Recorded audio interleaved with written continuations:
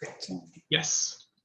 Welcome everyone to the presentation of Lex Rosera, which is a work on transferring predictive models among different contexts, such as languages, jurisdictions, and legal domains.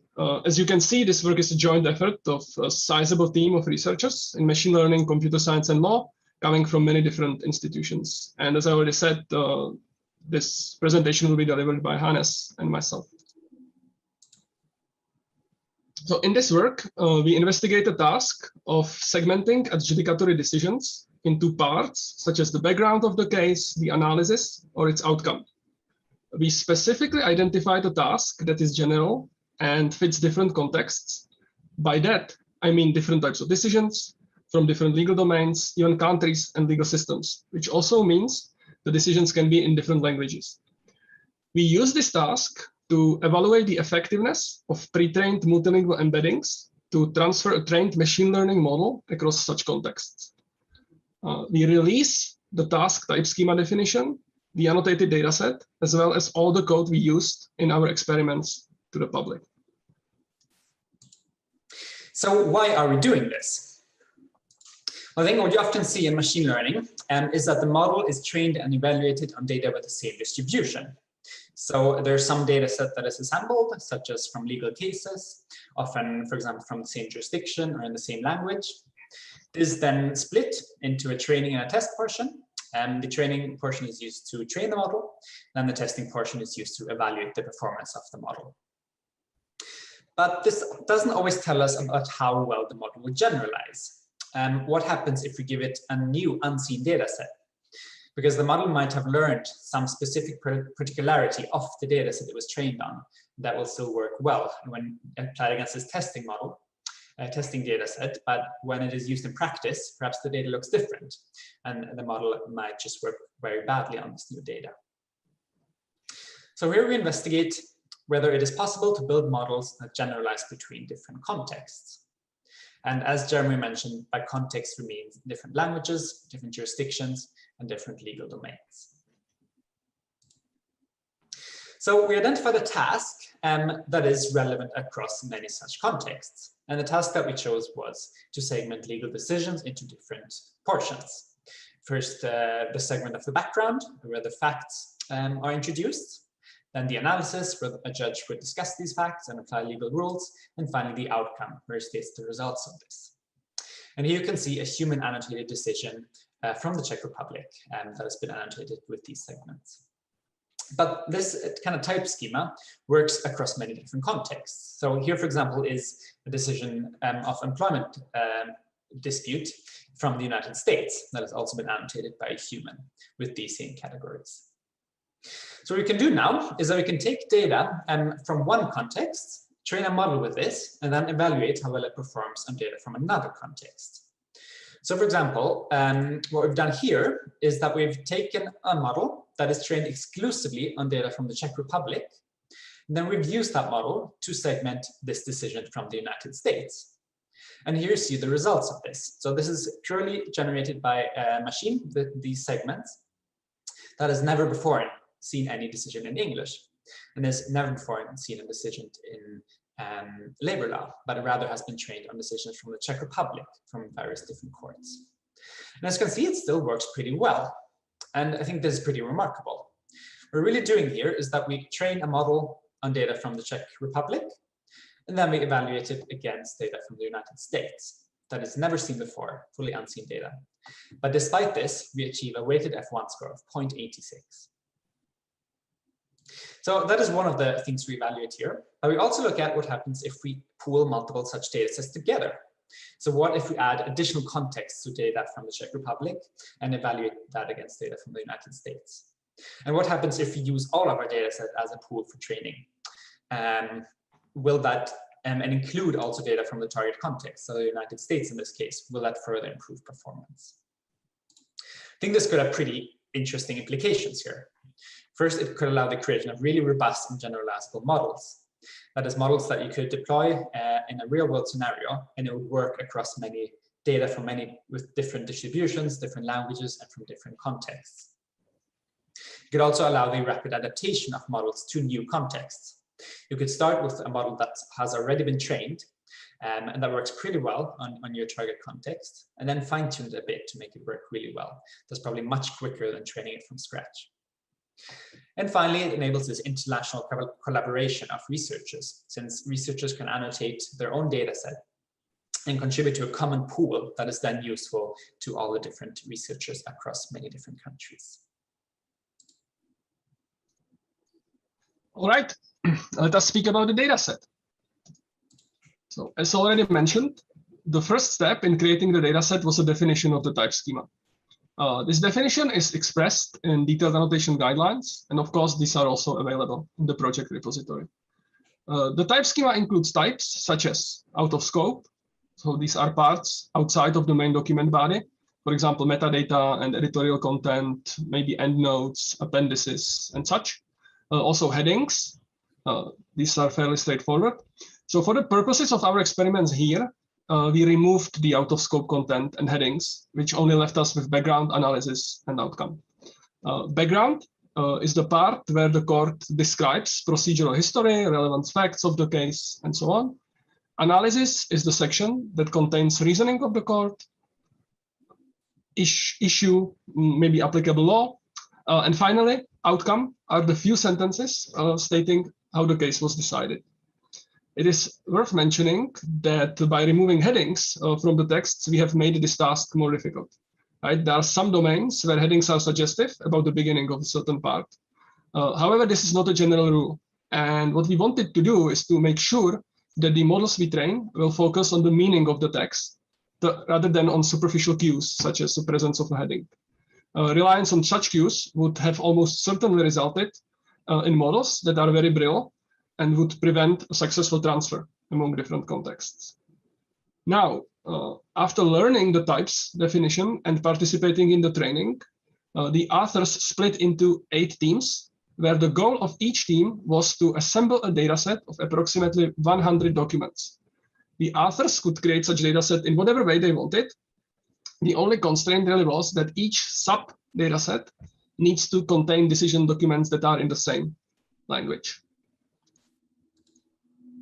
The aim was to obtain collections of documents that would be quite different when compared to each other. We needed this in order to investigate the transfer capabilities of the multilingual embeddings. To give you a more precise idea of the differences among those subsets, let us look at some of them more closely. First of all, it's apparent that they come from different countries and the documents are very often written in different languages. For example, the German subset is a stratified sample from the federal jurisprudence database spanning all federal courts, such as civil, criminal, labor, administrative, and many more types of court. On the other hand, one of the USA subsets is a very specialized selection of federal district court decisions in employment law, mentioning the term motion for summary judgment, employee, and independent contractor. So a very, very narrowly specified domain. Overall, the dataset consists of 807 cases coming from 7 different countries that are written in 6 different languages. There are almost 90,000 sentences annotated with one of the types from the schema presented earlier. As already mentioned, the dataset, including the type schema definition, is available in a publicly accessible repository. To give you a bit more insight into the data we operate on in this work, let us look at this graph. First of all, notice that we did not use the out-of-scope and heading sentences in our experiments here. This reduces the size of the dataset from around 90,000 sentences to roughly 75,000. It is very apparent that there are some considerable differences among the parts of the dataset. For example, the French decisions are quite short when compared to others. But there are also some shared similarities. For all the datasets, it holds that the analysis sentences are the most numerous, followed by the background sentences. Finally, the outcome sentences are the most rare. Except the French subset, the number of outcome sentences is considerably lower than the number of sentences of the other 2 types. That is for the dataset, and let us move on to the models. Right, so to perform this task of segmenting the decisions into different sections, we need to develop a machine learning model. And this is a high-level overview of how that model looks. Hannes, I'm sorry, just to alert you, you have 4 more minutes to finish this presentation, and so we can open the questions, okay? Just so you know. We started late, and it's Okay, so let's push more 7 minutes, okay? okay. So at the bottom here, you see the case that is, first of all, split into different sentences. And each of these sentences using tools such as spacing. And each of these sentences is then fed through an embedding model that is called laser, language agnostic sentence representations, that embeds these sentences into an embedding space, a vector of 1024 dimensions. And the special thing about this representation is that it is language agnostic. So these embeddings, if the semantic content of the sentence is similar, they will be in a similar embedding space, close to each other, no matter the language. This is then fed to a gated recurrent unit bidirectional network, that then for each sentence outputs a label, such as the background, the analysis, and the outcome. And this is a bidirectional model. So in making these predictions, this model has access to the previous and also the following sentences and their embeddings. So then performed a number of experiments. We evaluated 3 different hypotheses, and what they differ in is what is used as training data, whether they're single or multiple data sets. And we always compare them against a baseline to make sure that the results are strong. And then we evaluate this by looking at an F1 score, and we do this, that is a harmonic mean between precision and recall. And we do this for 10 k-fold splits for each experiment to make sure that the results are regular. So let's start with the first hypothesis, that is the out-context experiment. So the question that we want to examine here is, can a model trained in a single context generalize to other contexts? So it's possible that a model can learn from one language or jurisdiction and so on, and be successfully applied in another context. So we saw this before, where we use one single context as training data, and then we test it against another context. And we move through the different contexts this way. First Czech Republic, and then France, and so on. And once we've done all of these, we will use a different context for training, such as the Czech Republic, and test this against another data set. And we compare this against a baseline of stratified random prediction, and that outputs a random prediction based on the distribution of the data. And here you can see the results. So to the left here is the context this is trained on, and to the right is the average F1 score, and we compare it against the rest of the data sets. So the baseline gets an F1 score of about 0.51. And all of our models actually gain an F1 score that's quite higher than this, between 0.60 and 0.70, and sometimes higher. So this seems to be able to learn something. And we've also seen that if data sets are similar, it seems to perform better, such as Canada and the United States. And we'll get back to this later, why this might be the case.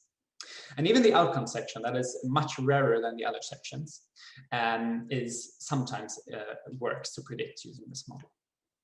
So from this, I think we can take away that the models are able to transfer knowledge between different contexts, despite having never seen this before and being completely different languages or domains. So next, let's look at the H2 experiment, the pooled out context experiment. So here, the question is, what if we add additional context to the training pool? Does this increase robustness? As in, does it make the performance better when applied on unseen data sets? So whereas before, we use a single context for training and tried it against a target data set. Now we use this single context plus the other contexts that are not part of, that are not the target data set, and see how well this model performs. And then we move on. So for example, here we take France, and then we exclude this from the training data and continue prediction. And as a baseline here, we use the best performing out context model per context. And I want to highlight that this is quite a competitive baseline, since as I mentioned before, some data sets are much closer together. For example, Canada and the United States perform very well across each other. And that means, of course, that if a model is trained on Canada, this will be the best performing out-context model per context for the United States, whereas our model has many more different data sets that it needs to abstract from and learn this to apply to this new context. And here you can see the results. So this row is for the baseline, and here we have our model. And as you can see, in 7 out of 8 cases, our model matches or improves on this baseline. And the results, as you can see, are pretty high, usually over 0.80 and sometimes even over 0.90. And remember, this is on really unseen data. So this is something that could potentially be useful when applied in practice and being used on a completely previously unseen domain. So I think from this we can take away that training on a pool of data sets leads to more robust models, and it leads to better adaptation to unseen contexts. And finally, we have the pooled within context experiment. So what's happening here, that the question is, does combining in-context data with out-context data improve performance? So whereas before we excluded this training data, now we add this data as well. So we use all the different contexts for training and then evaluate it against a single test context. Of course, we don't use the same data. We use different folds here so that it's still never seen the testing data, but it has seen data from that context. And then we move through to use this to predict the different target contexts. And as baseline here, we use in-context models. So that is a model that has only been trained on the target context. And again, I want to highlight that this is a super competitive baseline. This is seeing the data that will be by far the most similar to the target context. And this means that the model trained on only this data should have a really good opportunity to learn the distribution there and to do that prediction. Whereas our model, of course, has 8 different data sets that it needs to learn from and extract from. So it is quite difficult to get this baseline. But despite this, in 6 out of 8 cases, our model outperforms this baseline. And again, the results are very high, often over 0.80 and often even over 0.90.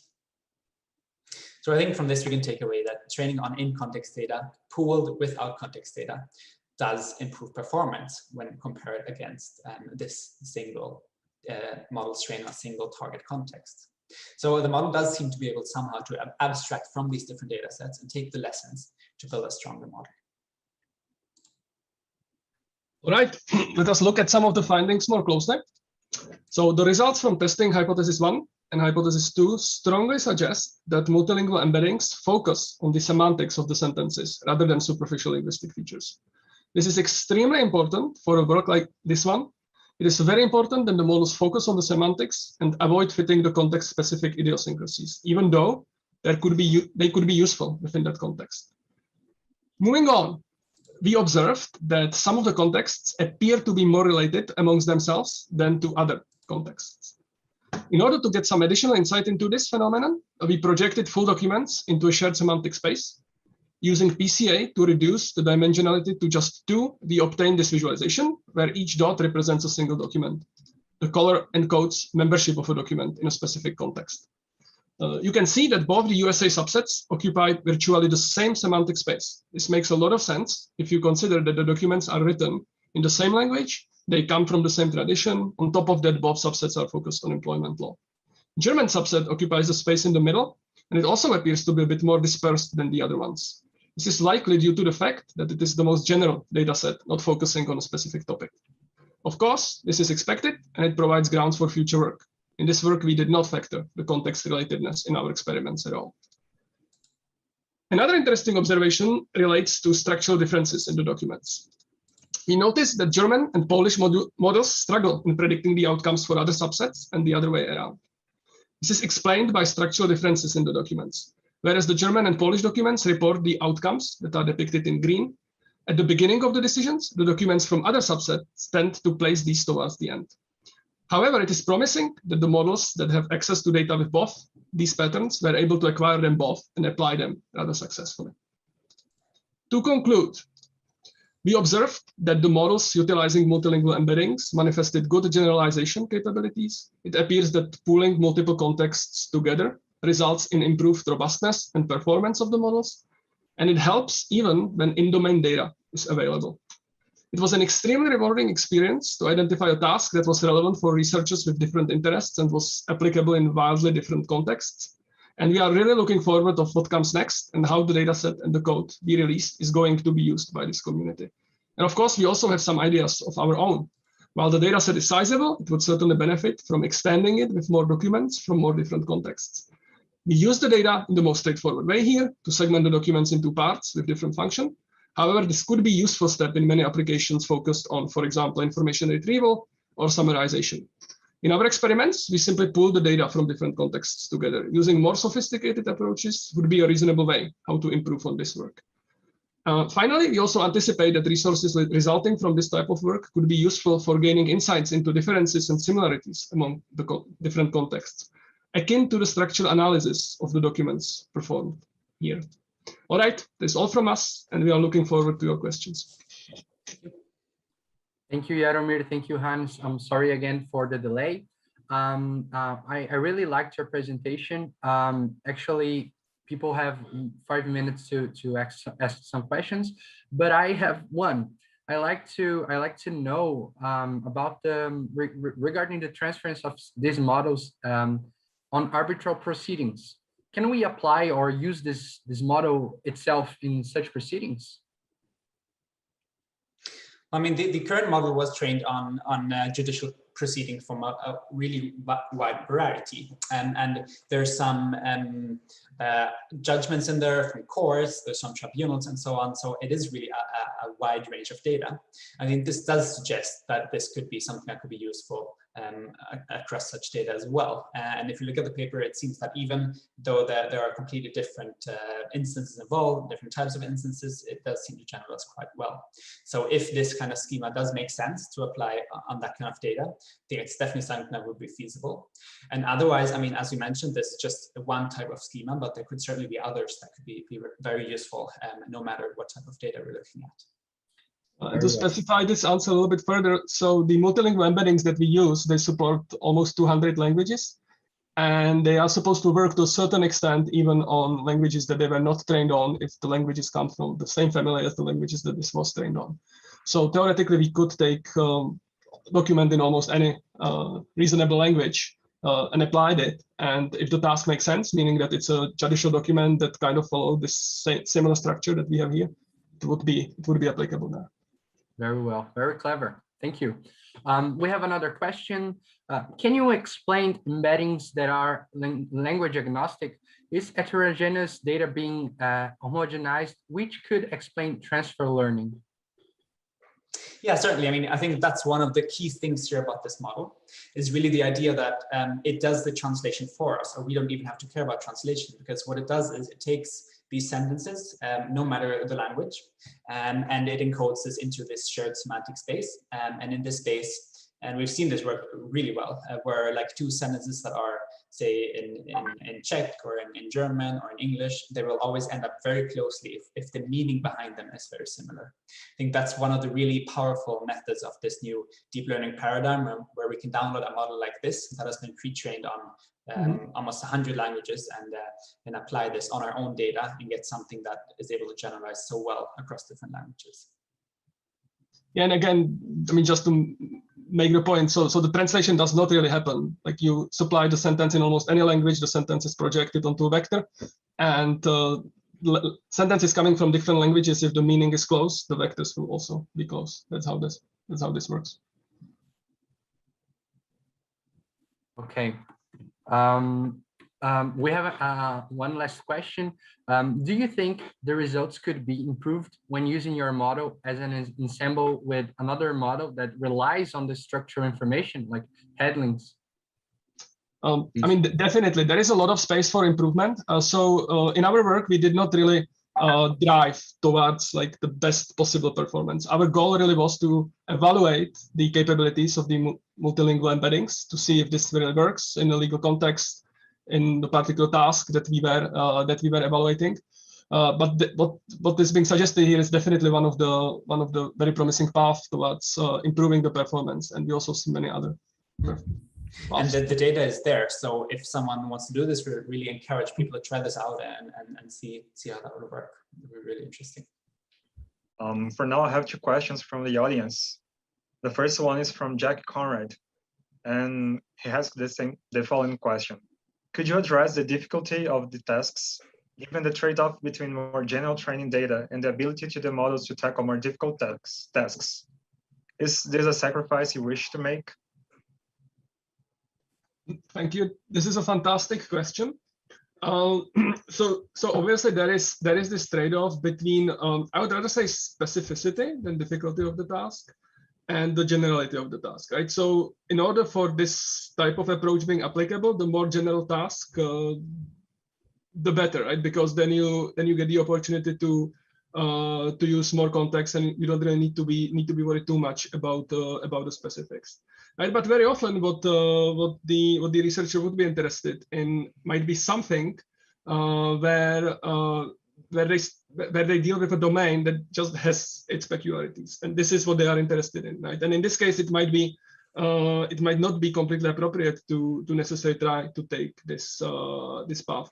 However, still, that task may have some general traits, and maybe they might be able to use this approach to maybe tackle parts of that task, to maybe save themselves from some data collection that they would have to do, and maybe they can just focus on the other parts that are just peculiar to that specific domain. I also want to highlight here that in the data set that we released, there are in fact many more labels than we used here. So we also have headings, we have introductory summary for some cases, and so on. So I think even here, there will be many more tasks to explore, and we're looking forward to do this, but also encourage others to look into this. Thank you. The following question from Marta Costa is the following. Do you think your research conclusions can encourage international cooperation among researchers? Thank you. That's another really good question. And I really think it can. So I think usually the way it works in AI and law is that researchers will build some data set that's focused on a particular domain in a particular language, which works really well for them. But of course, if others want to reproduce the research in their own domain, they might have to annotate some new cases so that it generalizes. But I think here we've devised this task that is a task that makes sense in a lot of different domains in a lot of different countries, where we use the 8 different contexts. And we also show that the model behind it is able to abstract away from these particular contexts and learn some general idea of this task that is domain independent. I think this is super promising for this kind of international collaboration, since the way it could work is that researchers annotate their data sets still, the one they're interested in, the one they're working on in a particular domain. But then they can also share this with other researchers. And it's a kind of win-win situation, because by sharing this data set, the other researchers can train a model that is general, and that performs better, in fact, than if they use only their own data set. And of course, the original researcher can also take the data sets from the other and add this to the model. And not just that will this make their model probably stronger, and it will also make it much more robust, meaning that you can, instead of only being able to apply this model in their own domain, they can suddenly use this model that they built and apply it to other languages and other domains, which could be really important if you want to build a model that you then share and use in the real world and apply it to different languages. So I do think that that's a very exciting aspect here, and we're really looking forward to explore that aspect. Thank you so much. Is there any further points you'd like to address, any further comments?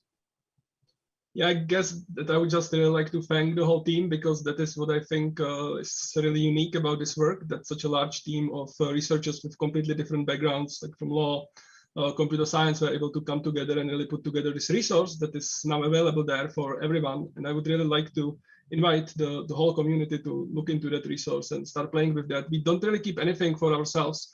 We have even published, so big parts of the data sets are double annotated. So we have even published the annotations from both the annotators. So there is even potential for some sort of a research on how to deal with potentially conflicting labels and so on. So please look at it and play with it.